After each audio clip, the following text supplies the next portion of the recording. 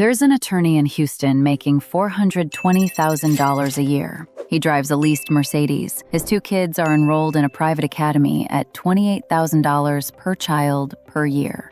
His family eats out 4 or 5 nights a week, always good restaurants, never a second thought.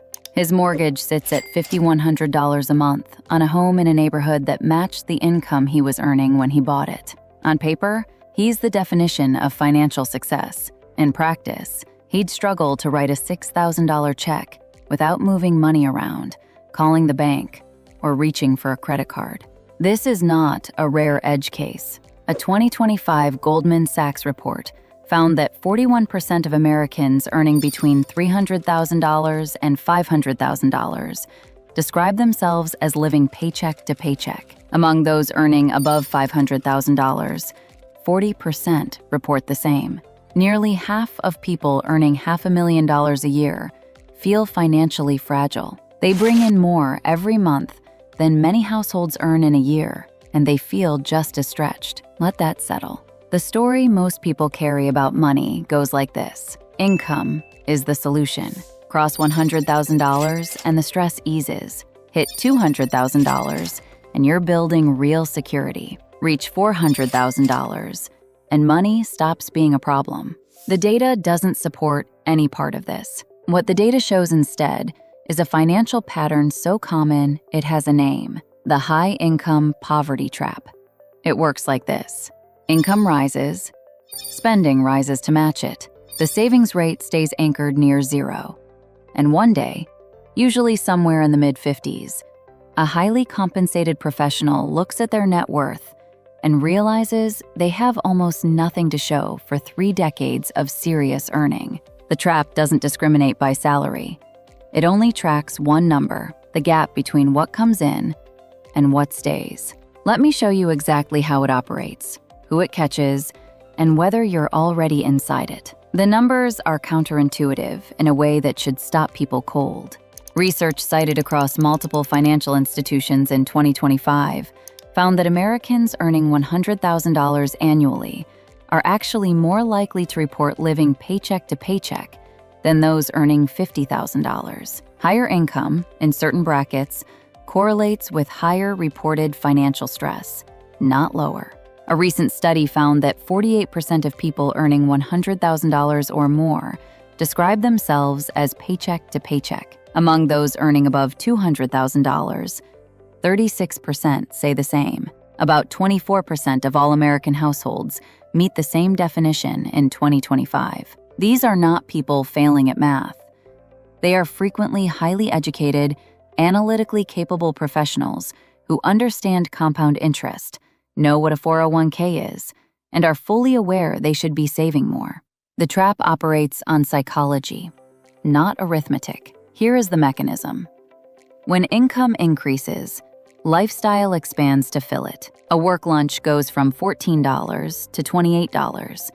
The Toyota becomes a Tesla. The 2-bedroom apartment becomes a 4-bedroom house with a home office nobody works in. The family vacation goes from domestic to international.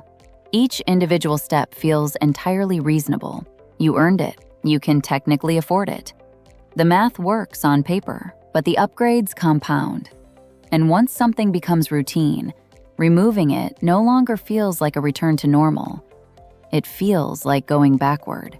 The trap closes not when people make one large, reckless decision, but when dozens of reasonable decisions accumulate into a lifestyle that now requires the entire income to sustain.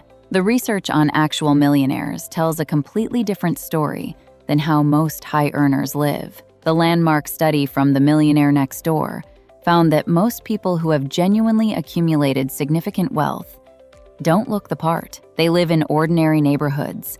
They drive older vehicles. They don't display what they've built. They look, from the outside, completely unremarkable. Ramsey Solutions research found that 94% of millionaires live in middle-class or modest neighborhoods. A 2025 Empower study found that over 62% of everyday millionaires still budget actively, shop for value, and avoid extravagant spending, even after crossing the $1 million threshold. The typical millionaire has rarely spent more than $399 on a single article of clothing. Approximately 60% live in homes valued under $500,000. Warren Buffett has lived in the same house since 1958, purchased for $31,500. This creates a genuine paradox. The people who look wealthy rarely are. The people who actually are wealthy rarely look it. The authors of The Millionaire Next Door gave these two groups useful names: PAWs, prodigious accumulators of wealth, and UAWs, under accumulators of wealth. A janitor earning $55,000 a year can be a PAW. A radiologist earning $650,000 can be a UAW. The income level doesn't place you in a category. The spending behavior does. Their formula is worth knowing. Multiply your age by your gross annual household income, then divide by 10. That figure is roughly what your net worth should be at this stage of your life. A 48-year-old earning $280,000 should have accumulated approximately $1.34 million. Run that number for yourself right now. Most high earners fail this test by a wide margin, not because they didn't earn enough, but because they spent everything they earned. The Charles Schwab 2025 Modern Wealth Survey found that Americans believe they need $2.3 million in net worth to be considered wealthy. They believe they need $839,000 just to feel financially comfortable. The median net worth of American households sits at approximately $193,000. The gap between what people believe they need and what they actually hold is enormous. Here's where psychology takes permanent control. When you earn $420,000 but carry a net worth of $380,000, you don't feel successful. You feel behind. The hedonic treadmill keeps accelerating. 1% of respondents in Schwab's survey said it feels like it takes more money to be wealthy today than it did last year. The goalposts shift constantly. Someone reaches $500,000 in net worth and learns that comfortable now requires $839,000. They reach $1 million and discover that wealthy now means $2.3 million. No number ever resolves the anxiety, because the definition of enough is permanently in motion. The credit card data reveals where this pattern lives in real financial behavior. High-income households earning above $100,000 carried an average credit card balance of $12,760 in 2025. The top 20% of earners hold 35% of total U.S. credit card debt, despite being a smaller share of the population. Total U.S. credit card debt reached $1.277 trillion in the fourth quarter of 2025, the highest balance recorded since tracking began in 1999, up 66% from pandemic-era lows. Bankrate's 2025 research found that 36% of cardholders earning $100,000 or more carry a balance month to month.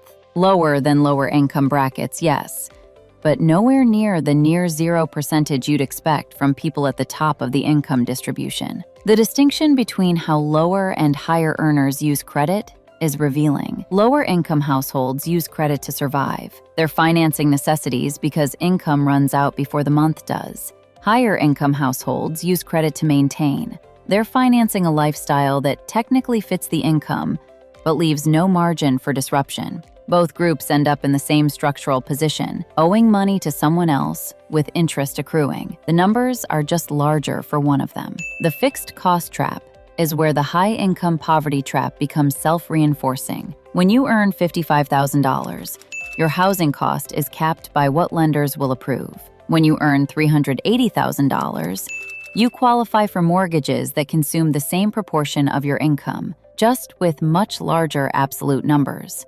A household earning $85,000 might pay $1,900 monthly for housing. A household earning $380,000 might pay $8,500. Both families have approximately the same share of income committed to shelter. Both feel approximately the same degree of financial constraint. The higher earner has more expensive problems, not fundamentally different ones. The same dynamic operates across private school tuition, luxury vehicle payments, vacation property carrying costs, and club memberships. These aren't frivolous indulgences in any obvious sense. They become structural commitments, fixed costs that are nearly impossible to reverse without visible social consequences. Pulling a child from private school mid-year feels like failure. Selling the vacation property feels like admission that things went wrong.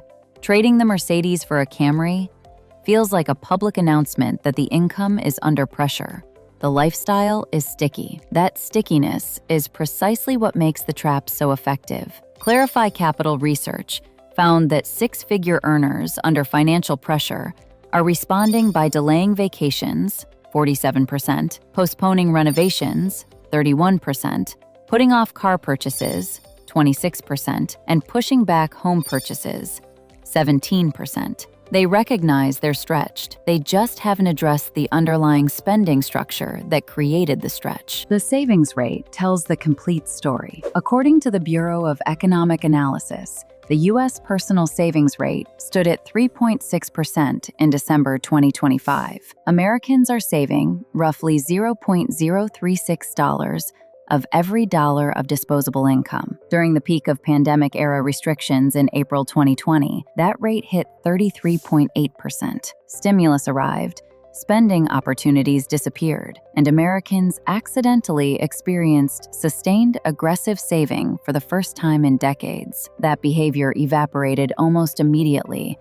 once spending opportunities returned. This pattern holds across income levels. Higher earners save marginally more in absolute dollars, but their savings rates frequently remain just as low because spending scales alongside income. Someone earning $80,000, saving 4%, accumulates $3,200 annually. Someone earning $350,000, saving 4%, accumulates $14,000. The higher earner is saving more in dollar terms, but relative to their income, their lifestyle costs, and the retirement they'll need to sustain, they're equally exposed to disruption. Compare this to actual wealth accumulators. The Millionaire Next Door research found that most millionaires invest a minimum of 15% of annual income before funding lifestyle expenses. They treat saving as non-negotiable, not aspirational, a fixed cost that comes before everything else. The difference between 4% and 15% compounding over 3 decades isn't incremental. It's the difference between modest cushion and genuine financial independence. Social comparison has always accelerated lifestyle inflation. What changed is the scale and speed of visibility. Social media now delivers a continuous stream of other people's purchases,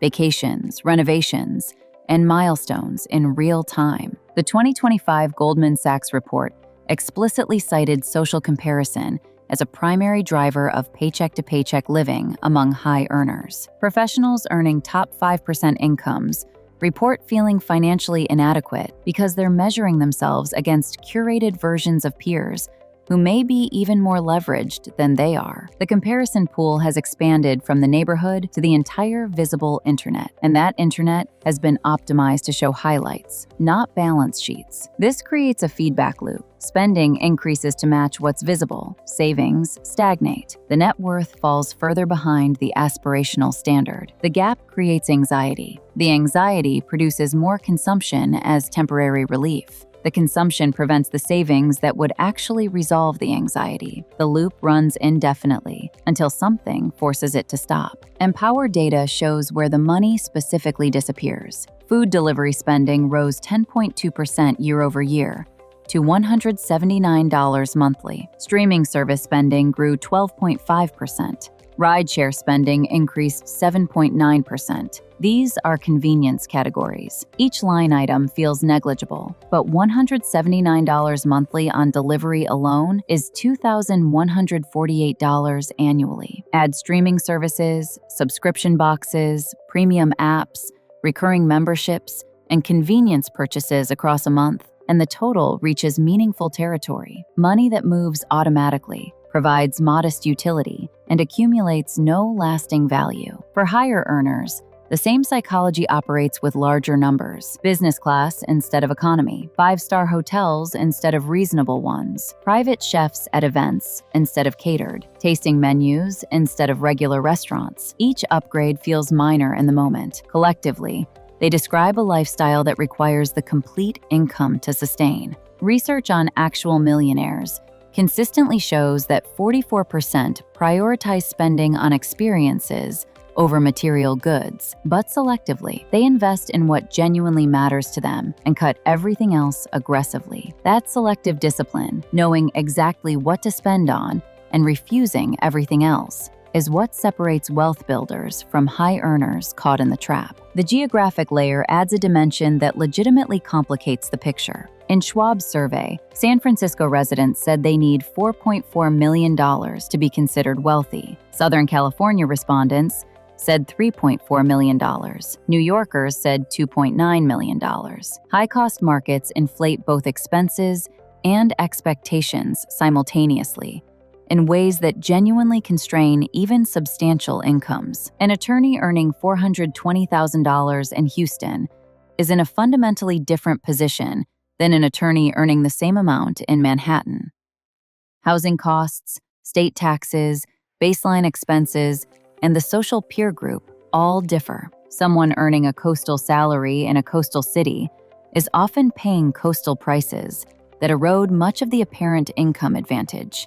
This is real. It explains some portion of the high-income paycheck-to-paycheck phenomenon. It doesn't explain all of it, and it doesn't change the core mechanism. The contrast with actual wealth accumulators remains stark, regardless of geography. Research consistently finds that 79% of millionaires are entirely self-made. No inheritance, no windfall. Only 31% averaged $100,000 or more in annual income over their careers. Most built significant wealth on ordinary incomes through consistent behavior sustained over long periods. 73% of millionaires never carried a credit card balance. They understood viscerally that compound interest is either working for you or against you, and they chose to remain on the right side of that equation throughout their working years. The average millionaire reached seven figures at approximately 49 years old, after roughly 28 years of deliberate accumulation. The path was methodical and unremarkable. Not a dramatic event, not a single lucky break.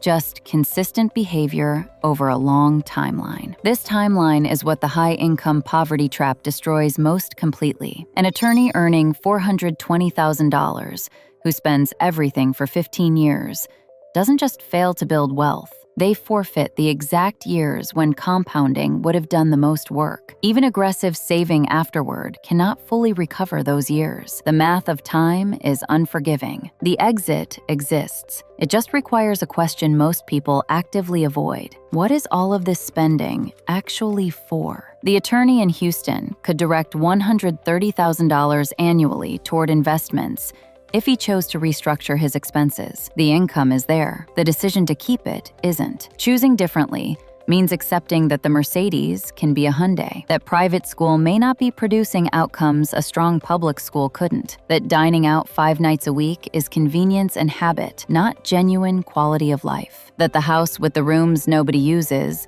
mostly impresses people who aren't thinking about it. These aren't moral judgments. They are trade-offs made visible. If private education and fine restaurants genuinely reflect someone's deepest values, they should spend on those things, consciously, with full understanding of the opportunity cost. The problem isn't the individual choice, it's the absence of choice. Expenses that accumulated gradually, each reasonable in isolation, until the entire income was committed without a single deliberate decision being made. Reversing the pattern requires an audit. Every recurring expense examined against a simple question: does this still deliver value proportional to what it costs? For most people conducting this audit honestly, the answer for a significant portion of their spending is no. Subscriptions go unused. Square footage sits empty. Memberships provide social positioning more than genuine utility. Services continue automatically, because canceling requires an action, and doing nothing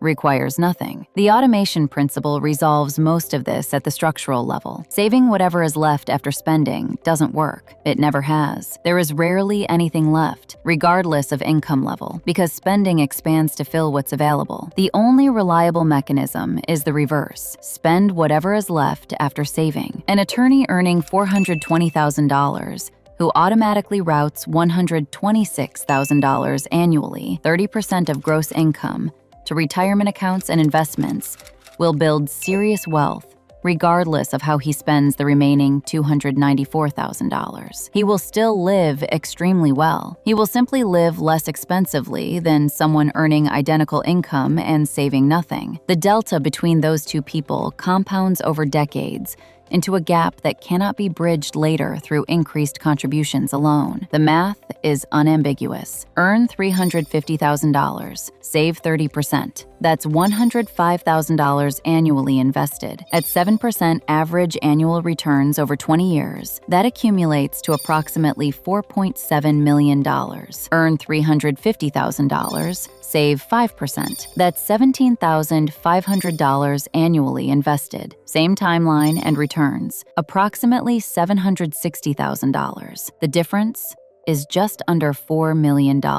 That is the measurable, calculable cost of the high-income poverty trap sustained over 2 decades. Not a rounding error, not a lifestyle trade-off. Nearly $4 million in foregone wealth in exchange for a lifestyle that felt comfortable but delivered no more genuine satisfaction than a more modest version would have. The trap persists because people are optimizing for the wrong variable. Optimizing for lifestyle means maximizing what you consume today at the cost of what you can choose tomorrow. Optimizing for wealth means accepting a modest gap between income and spending today in exchange for options that compound in value over time. The option to stop working when you want, to weather disruptions without catastrophe, to make decisions based on preference rather than financial necessity. Neither is objectively correct, but only one produces the financial security that high earners assume their income is already providing. A household earning $220,000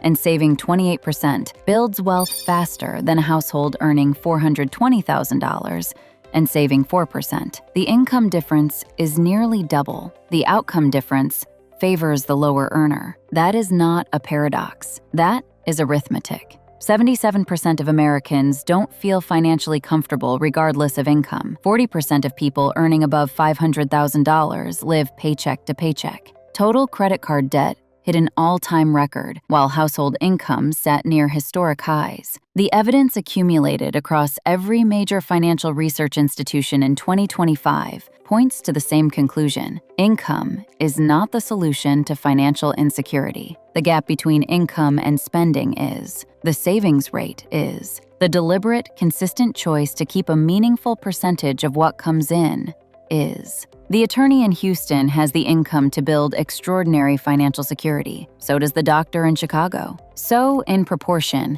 does nearly anyone reading this at any income level. The trap is real. The exit is visible. The only requirement for using it is accepting, genuinely, not theoretically, that more income was never going to be the answer. What you do with the income you already have always was.